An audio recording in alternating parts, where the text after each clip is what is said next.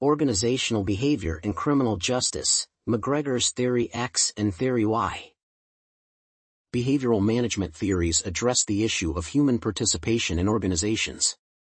They work on the assumption that satisfaction at the workplace results in improved performance. The author of this paper holds that behavioral management takes into account some aspects of McGregor's theories X and Y. In this paper, the theoretical frameworks are analyzed in the context of criminal justice organizations. In this paper, a comparison is made between the two. In addition to their application in criminal justice institutions, the models will be analyzed in relation to their benefits as far as the management of contemporary employees is concerned. Today's managers may find it important to use some aspects of these theories. Introduction to the theories. Douglas McGregor formulated his two theories after examining the behavior of individual employees at their places of work. The frameworks are characterized by two opposing views with regard to human behavior in a working environment. Theory X has a pessimistic view of the employee. It asserts that workers are inherently lazy. They do not like work. For them to deliver, they must be commanded and threatened by the management. At times, supervisors have to use force on the employees to make them perform. The theory is of the opinion that workers are reluctant to take responsibility for their jobs. In most cases, they lack initiative and wait for supervised instructions. Operating under such circumstances, according to this school of thought, is marred by insecurities. The average employee lacks ambition and the drive to move forward. In most cases, the theory asserts that their performance fails to meet their job description. On the contrary, they just work to make their bosses happy. On its part, Theory Y adopts a positive outlook toward the individual. It holds that employees are naturally creative and tend to come up with new ways of improving their performance. In addition, their output goes beyond the stipulated requirements. The employees have a working relationship with their superiors. The two parties work together for the sake of the organization. They synchronize their roles to achieve the company's objectives.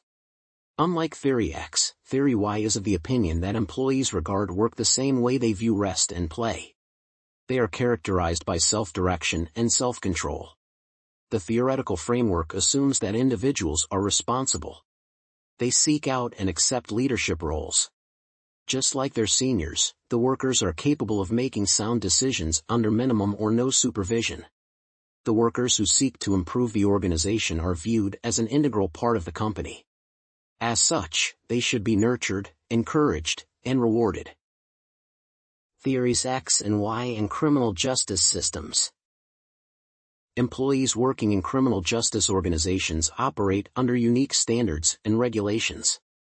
For example, the operations of an office in these institutions require cooperation to ensure that offenders are effectively dealt with. The two theories can be used to manage today's employees, albeit with differing degrees of success. For example, if employees are managed from the perspective of Theory X, the integrity of the institution may be compromised. To avoid this, the manager should adopt some aspects of Theory Y in handling their charges. Under Theory Y, a criminal justice officer is viewed as a significant part of the whole system. An effective manager should enhance the confidence of the employees by making sure that they work together as a team. A Theory X supervisor, however, may be beneficial to the justice system organization, in spite of the various shortcomings of this framework. For example, they are likely to pay attention to the operations of their subordinates. Close supervision reduces errors on the part of the officers. Employees working in the criminal justice system face a lot of challenges. As such, there is a need for firm leadership, which can only be provided by adopting Theory X. A manager operating from the perspective of Theory Y may achieve the same objectives, but without coercion and with less supervision. Consultations are encouraged.